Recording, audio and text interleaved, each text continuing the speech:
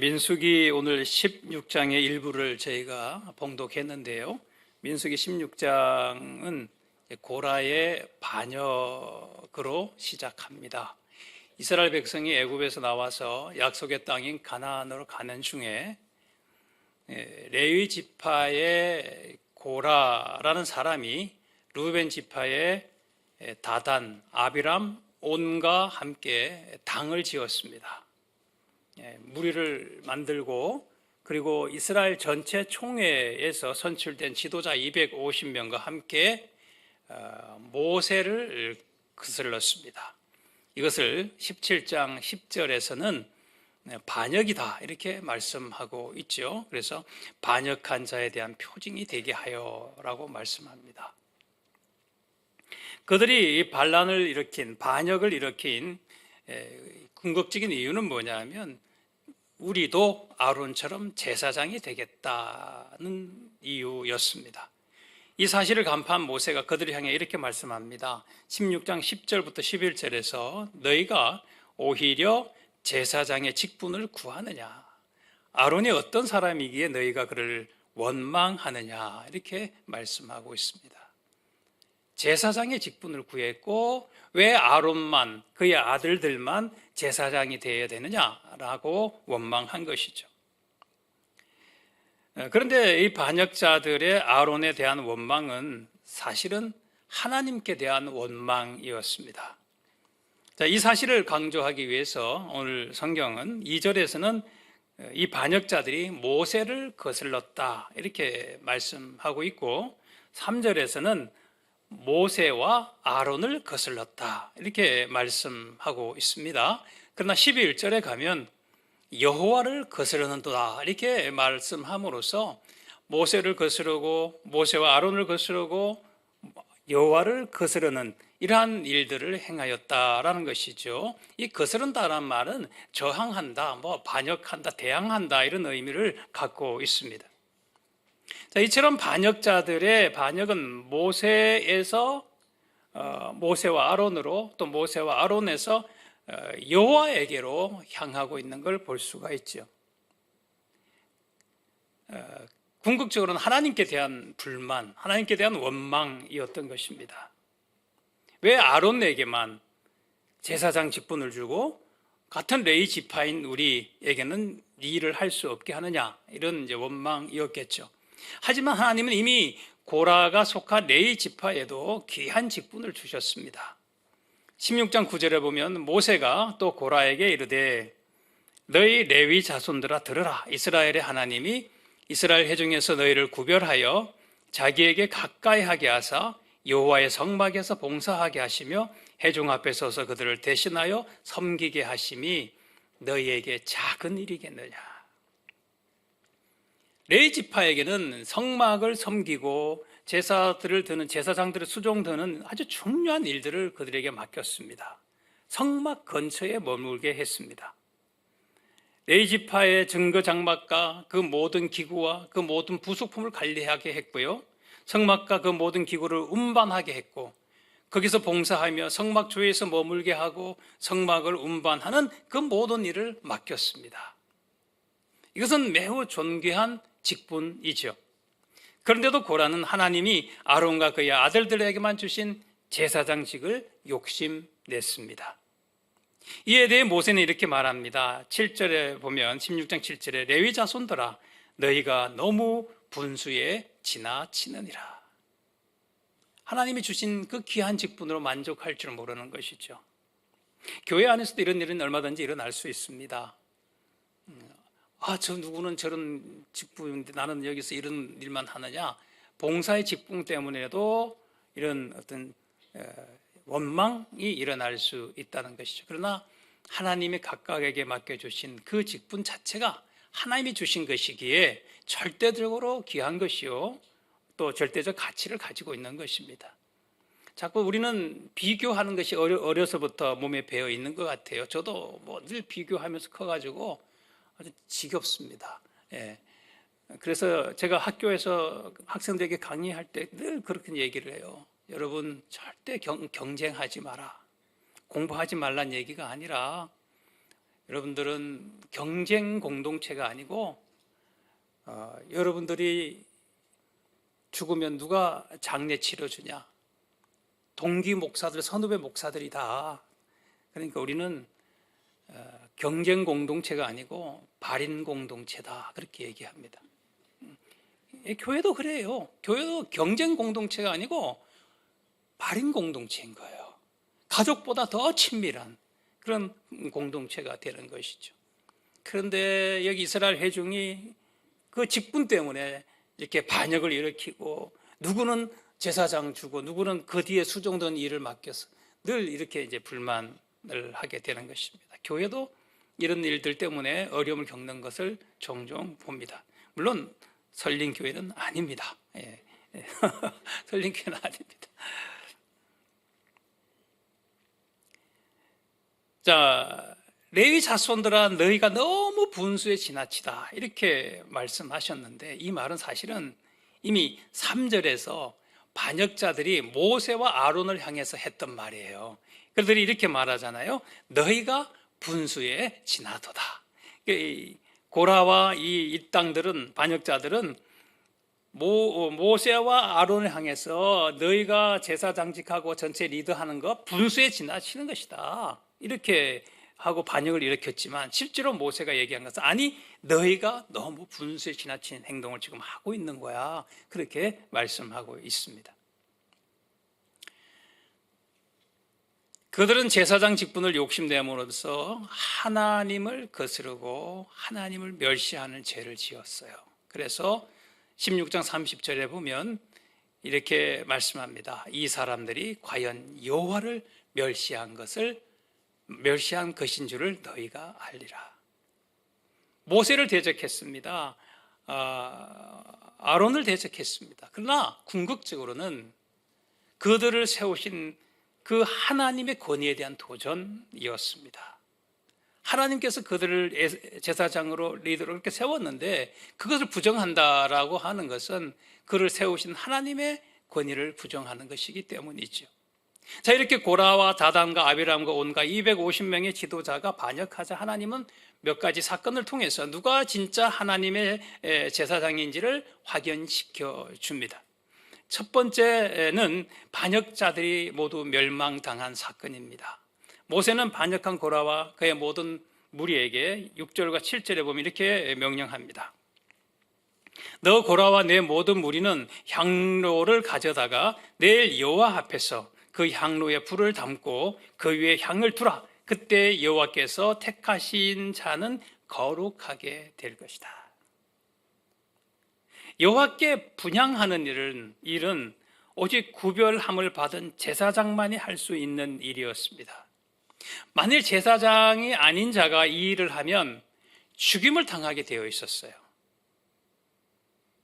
그래서 40절에 보면 이는 아론 자손이 아닌 다른 사람은 여호와 앞에 분향하러 가까이 오지 못하게 함이며, 이렇게 말씀하고 있죠. 따라서 아론과 반역자들이 함께 여호와께 분향하면 그 중에 누구는 죽임을 당하고 누구는 죽임을 당하지 않을 거예요. 그러면 죽임을 당한 자는 하나님이 택한 제사장이 아니요, 산 자는 하나님께서 선택한 제사장일 것입니다. 모세가 다시 고라에게 명령합니다. 16, 17절에서 너와 너의 온 무리는 아론과 함께 내일 여호와 앞으로 나오되 너희는 제각기 향로를 들고 그 위에 향을 얹고 각 사람이 그 향로를 여호와 앞으로 가져오라. 향로는 모두 250개라. 왜 250개일까요? 아까 이스라엘 회정 중에서 이 반역에 참여한 그 지도자들이 250명이었기 때문에 각각 다 향로를 가지고 오라는 거예요. 너와 아론도 각각 향로를 가지고 올지니라. 이 말씀에 따라서 이튿날 제각기 향로를 가져다가 불을 담고 향을 그 위에 얹고 모세와 아론과 더불어서 회막문에 섰습니다. 30절에 보면 이때 모세가 이렇게 말씀합니다. 만일 여호와께서 제의를 행하사 땅이 입을 열어 이 사람들과 그들의 모든 소유물을 삼켜 산채로 수월에 빠지게 하시면 이 사람들이 과연 여호와를 멸시한 것인 줄을 너희가 알리라. 이 말이 끝나자마자 그들이 서 있던 땅바닥이 쫙 하고 갈라졌어요. 그리고 그 입을 열었어. 땅이 갈라진 걸 땅이 입을 열었다 이렇게 비유를 하죠. 그들과 그들의 집과 고라에게 속한 모든 사람과 그들의 재물을 몽땅 삼켰어요. 그들과 또 그의 모든 재물이 산채로 스올로 빠져버렸습니다. 스올이라는 말은 지옥이라는 단어입니다. 산채로 스올로 빠져들어갔습니다. 그리고 땅이 그 위에 덮이니 그들이 해중 가운데서 망하고 말았습니다. 그리고 여호와께로부터 불이 나와서 분향하고 있던 250명을 모두 불태워 죽였습니다. 이렇게 해서 하나님은 고라와 반역자들이 제사장이 아니라 오직 아론과 그의 아들들이 하나님이 택하신 제사장이라는 사실을 확증해 주셨습니다. 참 어떻게 보면 무서운 하나님이시죠. 둘째는 아론이 범죄한 백성을 위해서 속죄한 사건입니다. 오늘 읽은 우리 본문이 여기에 해당됩니다. 고라와 그와 함께한 반역자들이 모두 멸망당한 41절 어떻게 시작합니까? 이튿날입니다. 이튿날. 여러분 놀랍지 않습니까? 이튿날 이스라엘 자손의 온 회중이 모세와 아론을 원망하여 다시 또 대적합니다. 하나님의 그 심판의 두려움이 채 가시기도 전에 채 24시간도 못 되어서 이번에는 그 모든 현장을 봤던 이스라엘의 온 회중이 모세와 아론을 원망하고 있습니다. 참 사람은 안 바뀌는 것 같아요. 물론 그래도 변한다는 소망을 갖지만 더디 변한다라는 소망을 갖습니다. 안 변하는 것 같아요. 어제 그 놀라운 하나님의 심판의 현장을 자기들이 두려움으로 지켜봤으면 땅이 갈라지고 그 모든 재물과 사람과 다 땅속으로 빠져들어가고 분향하던 250명 여호와께서 불이 나와서 다 태워 죽여버리는 그 엄청난 재앙의 공포스러운 재앙의 그 현장을 보았다면 당연히 두려워 떨며 하나님 앞에서 거룩함을 추구해야 하는데 이튿날 바로 오히려 더 너희가 우리 백성을 죽였다면서 너희가 이 사람들을 죽였다면서 41절에 이렇게 얘기하죠. 너희가 여호와의 백성을 죽였다라고 하면서 모세와 아론을 친다. 우리 성경은 칠 때 이렇게 되면 진짜 때렸다는 얘기가 아니고 또 다시 그들을 향해서 저항했다 이런 의미가 되겠습니다. 회중들이 이렇게 말을 하니까 하나님께서는 이번에 45절에 보면 이렇게 말씀하죠. 하나님이 말씀하세요. 내가 순식간에, 무슨 말씀이죠? 순식간에 그들을 멸하려 하노라. 아주 순간적으로 다 멸망시켜 버리겠다는 말씀이죠. 이 말씀 직후에 백성 중에 연병이 시작돼. 전염병이죠. 순식간에 14,700명이 죽임을 당했습니다. 여러분, 이건 코로나와 비교할 수 없는 그런 무서운 굉장히 강한 전염성을 가진 질병이잖아요. 14,700명이 한순간에 그냥 죽임을 당했어요. 우리가 그렇죠. 우리가 코로나를 경험해 봤기 때문에 그래도 대강 감은 있습니다. 전염병이 몰려오고 있다. 언제 나에게 닥쳐올지 모르 이런 공포감이 있었는데 지금은 뭐 그런 생각할 여지도 없이 확 쓸고 지나가는 거예요. 하나님의 이 말씀을 들은 모세는 아론에게 46절에서 향로를 가져다가 제단에 불을 그것에 담고 그 위에 향을 피워가지고 어떻게 해요? 급히 회중에게로 가서 그들을 위해서 무엇하라? 속죄하라고 말씀하셨어요. 그들이 죄를 지었기 때문에 급히 그들 가운데 뛰어 들어가서 회중을 위해서 죄를 속죄하는 제사를 드리라고 말씀한 것입니다. 이 명령을 받은 제사장 아론은 어떻게 했겠습니까? 여러분 같으면 어떻게 할까요? 순식간에 14,700명이 죽은 무서운 지독한 전염병이 지금 막 쓸고 지나가고 있습니다. 거기를 어떻게 들어가요? 우리가 코로나 때도 보면 방역하시는 분들이 막 다 가리고 교회도 못 모이게 하고 격리시키고 그렇게 했잖아요. 감염되면 어떤 일이 일어날지 몰라요. 들어가 걸리면 죽는 거예요. 그런데도 그 지독히 무슨 전염병을 향해서 들어가라고, 그것도 급히 들어가라고 말씀하고 있어요. 이 말을 들은 아론은 조금도 두려워하지 않고 향로를 가지고 백성에게로 급히 달려갔습니다. 47절 같이 봅니다. 47, 48절 보면 아론이 모세의 명령을 따라 향로를 가지고 회중에게로 어떻게 갔어요? 달려갔어요. 백성 중에 연병이 이미 시작되어 있었어요. 그리고 이에 백성을 위하여 속죄하고 죽은 자와 산 자 사이에 섰을 때 연병이 멈추었다라고 말씀합니다.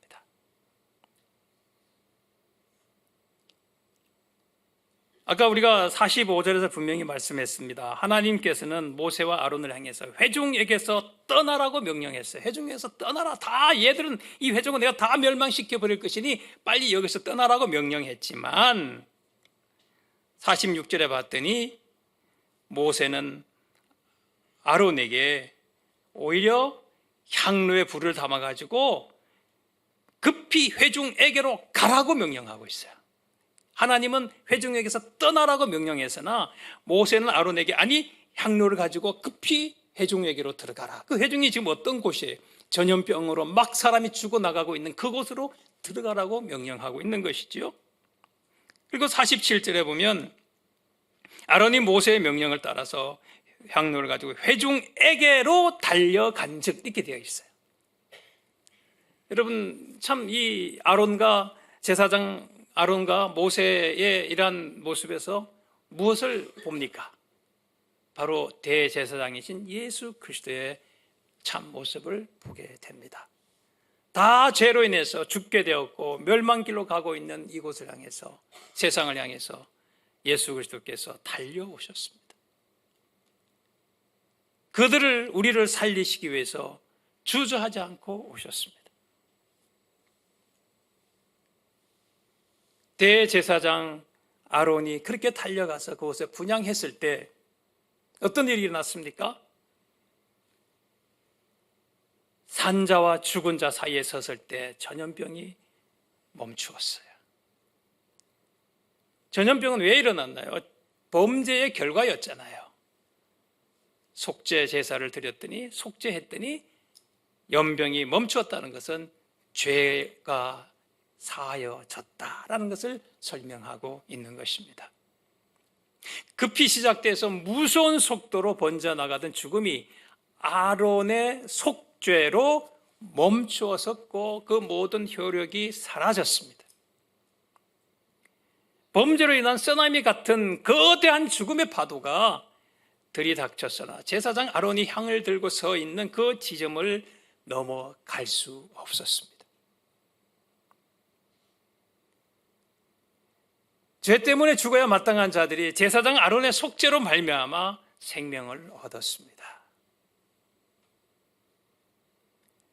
우리의 범죄로 인해서 우리를 향해 달려오던 그 죽음이, 그 사망이, 그 저주가 골고다 언덕에 서 있는 예수 그리스도의 십자가 앞에서 더 이상 우리를 향해 넘어올 수 없었어요.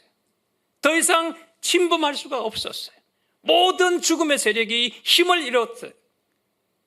그 십자가를 넘어올 수 없었습니다. 똑같습니다. 아론의 향로를 들고 제사하는 그곳에서 산자와 죽은 자 사이에 섰을 때 모든 전염병이 멈추고 죄가 사여졌습니다. 예수 그리스도의 십자가 바로 그와 같습니다. 주님의 십자가 어떤 죄도 그것을 치고 넘어와서 우리를 향해 죽음으로 우리를 끌고 갈 수는 없는 것이죠. 죄 때문에 죽어야 마땅한 자들이 제사장 아론의 속죄로 말미암아 생명을 얻었어요. 이 말은 아론의 속죄는 매우 즉각적이고도 확실했다. 그 속죄의 효력이 즉각적이었다. 그리고 아주 효력이 분명했다는 것을 말해주고 있습니다. 따라서 아론이야말로 하나님께서 택하여 세우신 제사장이라는 사실을 다시 한번 분명하게 확인시켜 주는 사건입니다. 17장에 가도 우리 아론의 쌍난 지팡이 사건이 뒤에 17장에 나오는데, 이 사건도 결국은 누가 제사장이냐를 밝혀주는 그 사건이에요. 시간상 그 17장은 오늘 말씀드리지 않겠습니다.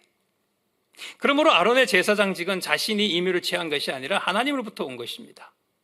그런데 이 사실은 단지 구약시대뿐만 아니라 오늘날 우리에게도 깊은 관련이 있습니다. 히브리서 4장 14절은 이렇게 말씀합니다. 이제부터 히브리서로 좀 가겠습니다. 4장 14절은 이렇게 말씀하는데요. 그러므로 우리에게 큰 대제사장이 계시니 승천하시니 곧 누구요? 하나님의 아들 예수시라. 우리에게도 구약에 아론이 대제사장이 있어서, 아론 대제사장이 있어 그들의 죄를 속하고 죽음을 면하게 했던 것처럼, 신약시대 우리에게는 정말 큰 대제사장이 계시는데, 우리의 모든 죄를 용서하시고 사하시는 그 대제사장이 계시는데, 그분이 바로 예수님이시다라는 것을 밝히고 있습니다.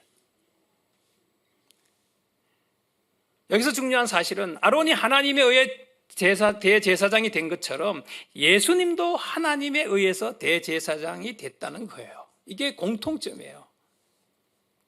구약과 신약의 연결점이고요. 그리고 아론은 모형이고 예수님은 실체다, 이렇게 말할 수가 있습니다. 자, 그런데 이 종기는 아무도 스스로 취하지 못하고 오직 4절 6절입니다. 우리 히브리서 5장 4절 6절. 아론과 같이 하나님이 부르심을 받은 자라야 할 것이니라. 그렇죠? 하나님이 부르신 자만이 이와 같은 제사장이 될 수 있다. 또한 이와 같이 그리스도께서 대제사장 되심도 스스로 영광을 취하심이 아니요 오직 말씀하신 이가 그에게 이르시되 네가 영원히 멜기세덱의 반차를 따르는 제사장이라 하셨으니. 여기 보시면 아론을 얘기해요. 아론과 같이 부르심을 받은 자라야 하는데, 또한 이와 같이 이렇게 말씀하잖아요. 그 이와 같이가 우리가 요한복음 3장 16절 말씀에서 제가 설명드렸을 때 이처럼이라는 바로 그 말이에요. 그러니까 구약의 아론처럼, 그 구약의 아론 대제사장을 하나님이 불러서 세우시고 그 존귀한 직분을 주셔서 속죄의 역할을, 속죄 드리는 직분을 감당하게 하신 것처럼 그와 같이 바로 예수께서 대제사장 되심도 스스로 자기가 임의로 된 것이 아니라 하나님이 그렇게 제사장으로 세우신 분이시다라는 것을 말씀해 주고 있습니다. 그 얘기는 뭐냐면 아론의 그 대제사장 기원이 하나님이시고, 그렇기 때문에 그가 드리는 제사가, 속죄 제사가 유효하고 적극적이었던 것처럼 하나님이 세우신 대제사장 예수님, 그래서 그분이 드리는 속죄 제사도 즉각적이요 유효하다라는 말을 하고 있는 것입니다.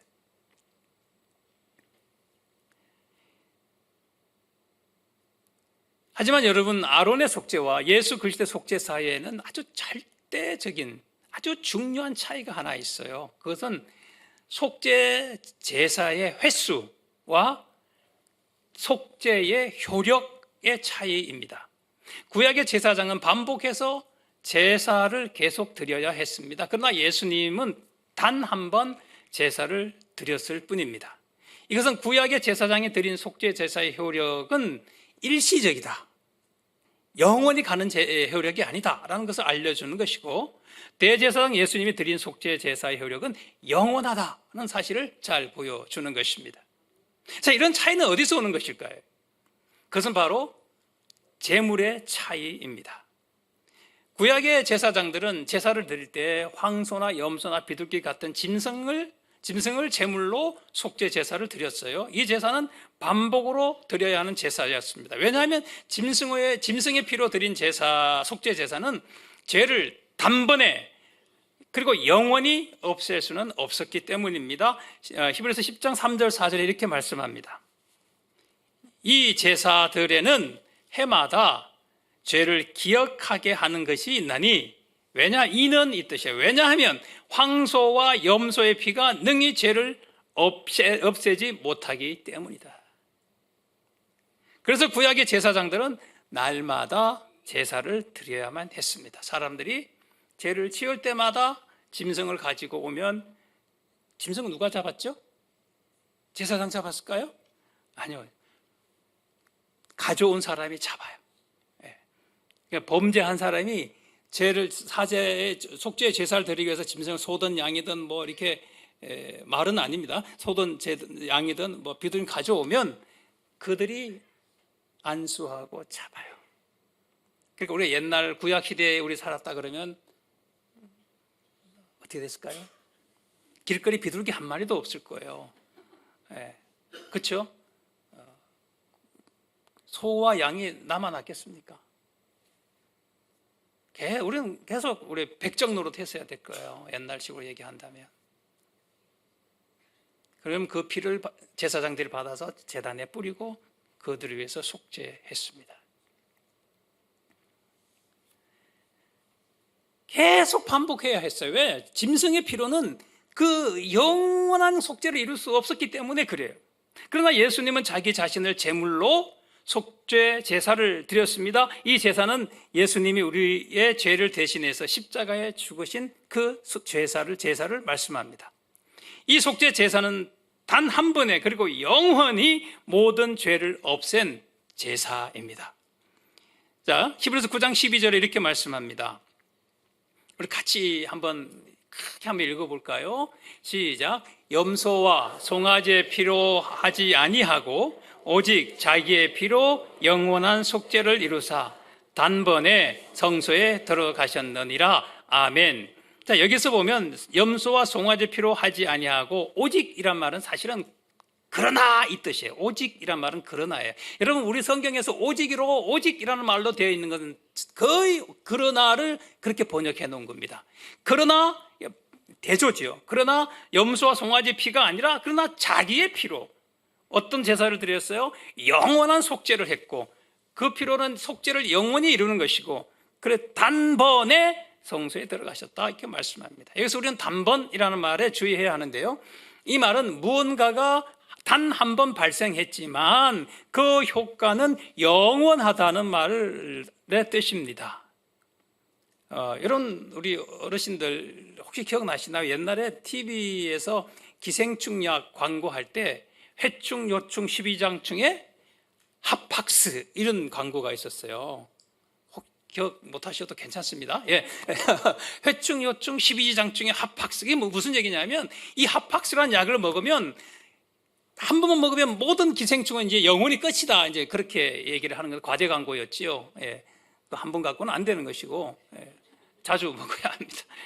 그런데 그 핫팍스라는 단어가 바로 여기 쓰인 단번에라는 뜻이에요. 예. 무슨 뜻이냐면 한 번으로 영원히 이런 뜻입니다. 영어로 해서 죄송합니다만 그 의미가 나타나기 때문에 한번 해볼게요. Once for all 또는 once for all time이에요. 그러니까 한 번 했는데 영원히 이 모든 효과가 지속이 된다라는 말로 단번이란 말을 성경에서 쓰고 있는 것입니다.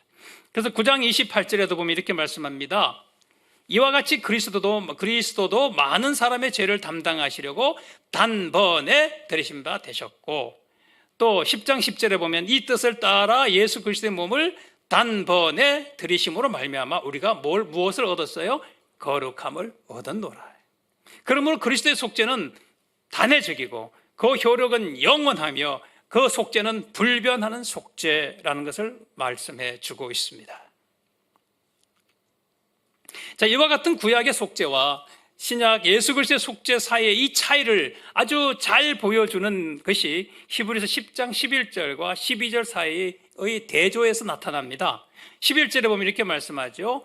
제사장마다 매일 서서 섬기며 자주 같은 제사를 드리되 이 제사는 언제나 죄를 없게 하지 못하거니와 이렇게 말씀하고 있고, 12절에는 오직 이만은 그러나 대조예요. 11절과 대조예요. 그러나 그리스도는 죄를 위하여 한 영원한 제사를 드리시고 하나님 우편에 앉으사 이렇게 되어 있습니다. 어떤 대조가 있나요? 첫째는 매일 섬기며 자주 같은 제사라는 말과 자주 같은 제사라는 말과 12절에 한 영원한 제사가 대조되고 있죠. 자주와 한 영원한. 근데 아주 더 두드러진 대조는 뭐냐면 11절에 서서라는 단어와 12절에 앉으사라는 단어가 대조되고 있습니다.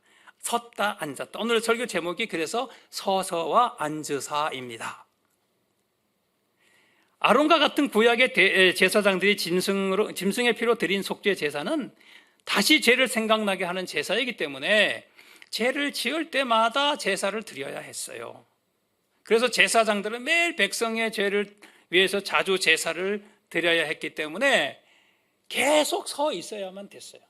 계속 백성들이 짐승 가지고 제사 드리러 오니까 계속 그 일에 봉사해야 되므로 계속 서 있어야 했던 것이지요. 그러나 예수님은 자신의 피로 십자가 속죄 제사를 드리고 단 한 번에 완전하고도 영원히 인류의 모든 죄를 다 없애 제사를 드렸어요. 그래서 14절에 이렇게 말씀합니다. 그가 거룩하게 된 자들을 한 번의 제사로 영원히 온전하게 하셨느니라. 한 번의 제사로 영원히 온전하게 하셨느니라. 다시 한번 같이 한번 읽어볼까요? 시작. 그가 거룩하게 된 자들을 한 번의 제사로 영원히 온전하게 하셨느니라. 아멘. 그래서 더 이상 제사 드릴 일이 없는 거예요. 그러니까 어떻게 하겠어요? 10장 18절에 보면 이것들을 사하셨은즉 다시 죄를 위하여 제사 드릴 것이 없느니라. 그러므로 어떻게 하고 계신다고요? 앉아 계신다라고 말씀하는 거예요. 이건 상징적인 거예요. 그죠? 늘 제사장들이 24시간 서서 이렇게만 있는 거 아니고 돌아가면서 조금 앉아 있을 수도 있고, 예수님이 지금 천국에 가 계시는데 앉았다 섰다 이걸 어떻게 그러겠어요. 그죠? 상징적인 의미를 쓰는 거예요. 구약의 제사장들은 늘 서 있었고, 이제 신약 예수님 대제사장은 이제 모든 제사를 한 번으로 십자가 제사로 끝내고 어떻게 하고 계신다? 더 이상 제사가 필요 없으니 완벽한 속죄를 이루었으니 이제는 앉아 계신다는 말로 대조하면서 설명해 주고 있는 것이죠. 여러분, 대제사장 예수님이 드린 속죄 제사의 결과에 대한 성경의 선언에 주목하시기 바랍니다. 히브리서 8장 12절입니다. 같이 한번 읽습니다. 시작.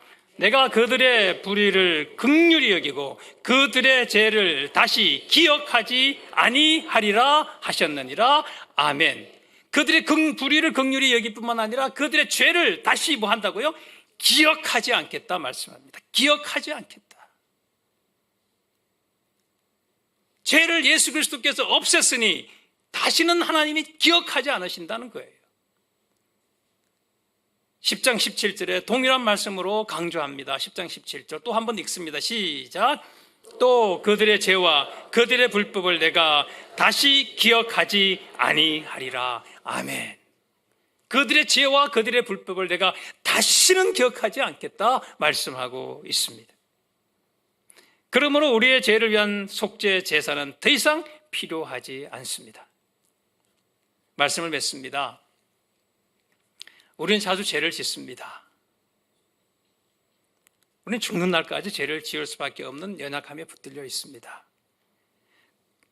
그렇다고 그 죄 때문에 이미 받은 구원을 의심하며 이미 받은 그 속죄를 의심하며 영적 침체에 빠지면 안 됩니다. 그건 주님이 원하시는 게 아닙니다. 우리의 구원은 우리의 힘이나 노력이나 수고나 착한 행위로 이루어진 것이 아니잖아요. 구원은 오직 삼위일체 하나님께서 행하신 역사입니다. 그러므로 우리가 받은 구원은 우리의 행위 때문에 꺾이거나 좌초되거나 취소될 수 없어요. 대제사장 예수님의 피로 이룬 구원은 그 무엇에 의해서도 파기, 취소, 무효, 번복될 수 없고 결코 물을 수도 없는 완벽하고도 영원한 구원입니다. 인간이 하나님을 이길 수 없듯이 인간의 어떤 행위도 하나님이 행하신 구원을 이길 수는 없습니다. 다시 한번 말씀드립니다. 인간이 하나님을 이길 수 없듯이 인간의 어떤 행위도 하나님이 이루신 그 속죄의 구원을 망가뜨릴 수가 없다는 말씀이죠. 그렇다고 해서 죄를 짓고도 뻔뻔해지자는 말은 아니며 이제 안심하고 죄를 짓자는 말은 더더욱 아닙니다. 이렇게 하는 사람들이 구원파 무슨 다락방 1인 2단들이에요. 속죄와 구원의 확실함은 절대로 죄를 부추기지 않습니다. 오히려 우리는 죄를 아파해야 하고 거룩하게 하기 위해서 애써야 합니다. 동시에 우리는 우리의 연약함을 인정하고 대제사장 예수께서 이루신 속죄의 즉각적이고도 확실하며 영원한 효력을 굳게 믿어서 영적으로 약해지지 않아야 합니다. 구원을 의심하지 마십시오. 변하지 않는 구원입니다. 하나님은 예수님의 속죄로 말미암아 우리의 죄를 다시는 기억조차 않으신다 말씀하시면서 오늘 이 말씀 하나 읽고 마무리하겠습니다. 시편 103편 12절입니다. 같이 읽겠습니다. 시작. 동이 서에서 먼 것 같이 우리의 죄과를 우리에게서 멀리 옮기셨다. 여러분, 동쪽과 서쪽이 얼마나 떨어져 있어요? 10m예요? 아니죠. 이거는 끝이 없는 거잖아요. 우리가 알 수 없는 먼 거리잖아요. 그렇게 죄를 우리 앞에서 옮겨 놓으셨다. 우리 앞엔 죄가 없다고 말씀하는 것입니다. 예수 그리스도께서 대제사장이 되셔서 이루신 속죄의 단회성과 영원성과 확실성을 믿으시고 그리스도 안에서 평강을 누리시며 죄와 싸우기를 멈추지 않는 거룩한 성도로 살아가시기를 주님의 이름으로 축복합니다.